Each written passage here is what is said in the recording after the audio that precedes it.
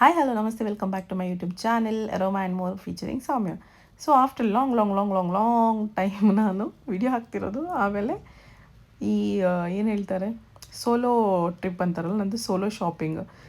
ನಿಮಗೆ ಗೊತ್ತಿರೋ ಹಂಗೆ after some ages, after some time ಕಾಂಟ್ಯಾಕ್ಟ್ಗಳು ಇರಲ್ಲ, ಏನಿರಲ್ಲ. ನನಗೆ ಆನ್ಲೈನಲ್ಲಿ ಶಾಪಿಂಗ್ ಮಾಡಿ ಮಾಡಿ ಮಾಡಿ ಮಾಡಿ ಇವಾಗ ಏನು ಅನ್ನಿಸ್ಬಿಟ್ಟಿತ್ತಂದರೆ, ತುಂಬ ಟೈಮಿಂದ ಇದು ಸ್ಟ್ರೀಟ್ ಶಾಪಿಂಗ್ ಮಾಡಬೇಕಂತ.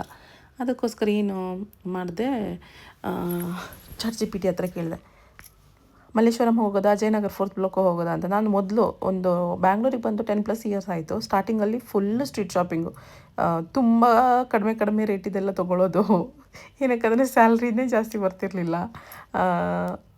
ತುಂಬ 5-6 ಇಯರ್ಸ್ ಡೌನ್ ದ ಲೈನಲ್ಲ ಈ ಥರ ಹೋಗ್ತಿದ್ದೆ. ಇದು ಮೆಟ್ರೋದಲ್ಲಿ ಹೋಗಿರೋದು ನಾನು, ಜಯನಗರ್ 4th ಬ್ಲಾಕ್ ಅಂತ ಅಲ್ಲಿ ಮೆಟ್ರೋದಲ್ಲಿ ಹಾಕಿದ್ದಾರೆ. ಎಲೆಕ್ಟ್ರಾನಿಕ್ ಸಿಟಿಯಿಂದ ಎಲ್ಲೋ ಲೈನಲ್ಲಿ ಹೋಗಿಬಿಟ್ಟು ನೆಕ್ಸ್ಟ್ ಅಲ್ಲಿ ಇಳಿದ್ಬಿಟ್ಟು ಹೋಗೋದಕ್ಕೆ ರಾಷ್ಟ್ರೀಯ ವಿದ್ಯಾಲಯದಿಂದ ಒಂದೇ ಸ್ಟಾಪು, ಜಯನಗರಕ್ಕೆ ಒಂದೇ ಸ್ಟಾಪು. ನೀವು ಹತ್ತೋದು 2 ಮಿನಿಟ್ಸಲ್ಲಿ ಜಯನಗರದಲ್ಲಿ ಇರ್ತೀರ. So best. ಆಮೇಲೆ ಇನ್ನೇನಂದರೆ, ನನಗೆ ಏನಾಗುತ್ತೆ ಅಂದರೆ, ಒಂದು after one point of time, ಇದು ಉಗಾವು ನೋಡಿ, ನಿಮ್ಗೆ ಆನ್ಲೈನಲ್ಲಿ ಗಿಡಗಳು ಸಿಗುತ್ತಲ್ಲ, ಅದು ಶಾಪು. ಆಮೇಲೆ ಕಂಟಿನ್ಯೂ ಮಾಡ್ತೀನಿ. ನಾನು ಫಸ್ಟ್ ಶುಗರ್ ಕೇನ್ ಜ್ಯೂಸ್ ಕುಡಿದೆ, ಏನು ತಿನ್ಕೊಂಡು ಹೋಗಿರಲಿಲ್ಲ, 12:30 ಆ ಥರ ಹೋಗಿಬಿಟ್ಟು. ಆಮೇಲೆ ನೈವೇದ್ಯಂನಲ್ಲಿ ಇಡ್ಲಿ ತೊಗೊಂಡೆ, ಹೆಲ್ದಿ ತಿನ್ನೋಣ ಅಂತ. ಇಡ್ಲಿ ಚಟ್ನಿ ಸಖತ್ತಾಗಿತ್ತು, ಬಿಸಿ ಬಿಸಿಯಾಗಿತ್ತು. ನನಗೆ ಸಿಕ್ಕಾಪಟ್ಟೆ ಹಸುವಾಗಿತ್ತು. ಆನ್ ದ ವೇ ನೀವು ಇದಕ್ಕೆ ಹೋಗ್ತಿರಲ್ಲ, ಮೆಟ್ರೋದಿಂದ ಜಯನಗರಕ್ಕೆ 700 ಮೀಟರ್ಸ್ ಎಷ್ಟು ಇದೆ, 10 ಮಿನಿಟ್ಸ್ ತೊಗೊಳುತ್ತೆ. ಫಾಸ್ಟಾಗಿ ಹೋದರೆ 5-6 ಮಿನಿಟ್ಸ್ ತೊಗೊಳುತ್ತೆ. ಅಲ್ಲಿ ನಿಮಗೆ ಸಿಗುತ್ತೆ ಹೋಟೆಲ್ ನೈವೇದ್ಯಂ ಅಂತ. ಫುಡ್ಡು ಎಲ್ಲ ನೀವು ಮಾಡಿಕೊಂಡು ಸ್ಟ್ರಾಂಗಾಗಿ ಹೋಗಿ, ಓವರಾಗಿ ತಿನ್ನಬೇಡಿ, ಆಮೇಲೆ ನಡೆಯೋಕ್ಕಾಗಲ್ಲ, ಸಿಕ್ಕಾಪಟ್ಟೆ ನಡೆಯೋಕ್ಕಿರುತ್ತೆ. ಅರೌಂಡ್ 5000-6000 ಸ್ಟೆಪ್ ಆಗಿಬಿಡುತ್ತೆ ನಿಮ್ಗೆ ಇಲ್ಲೇ. So after one point of time ನಿಮಗೇನೆ ಬೋರ್ ಆಗೋಕ್ಕೆ ಸ್ಟಾರ್ಟ್ ಆಗುತ್ತೆ, ಆಯಿತಾ.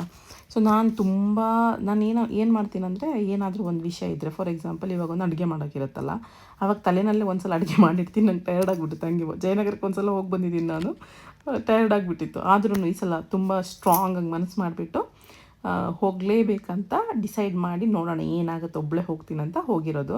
ಒನ್ ಪ್ಲಸ್ ಪಾಯಿಂಟ್ ಏನಂತಂದರೆ, ನಿಮಗೆ ಯಾರ ಹತ್ರನೂ ಇದು ತೊಗೋಬೇಕಂತಿಲ್ಲ. ಓಕೆ, ಇವಾಗ ಒಂದು 2-3 ಜನ ಹೋದರೆ ಚೆನ್ನಾಗಿದೆಯಾ, ಅಥವಾ ಯಾರು ನಿಮ್ಮ ರಿಲೇಟಿವ್ಸು, ಯಾರ ಜೊತೆ ಅಕ್ಕ ತಂಗಿ ಹಸ್ಬೆಂಡು ಯಾರ ಜೊತೆ ಹೋದ್ರೂ ಚೆನ್ನಾಗಿದೆಯಾ ಅಂತ ಕೇಳ್ತಾನೆ ಇರಬೇಕಲ್ಲ. ಆ ಥರ ನಿಮ್ಗೆ ಏನು ಇಷ್ಟ ಆಗುತ್ತೆ ತೊಗೊಂಬನ್ನಿ. ತುಂಬ ಸ್ವಲ್ಪ ಥಿಂಕ್ ಮಾಡಿ. ನಾನು ಮೊದಲು ಏನು ಮಾಡ್ತಿದ್ದೆ, ಥಿಂಕ್ ಮಾಡ್ತಿರ್ಲಿಲ್ಲ, ಆಯಿತಾ. ಸೊ 360 ಡಿಗ್ರಿ ಥಿಂಕ್ ಮಾಡಿ ತೊಗೊಳ್ಳಿ.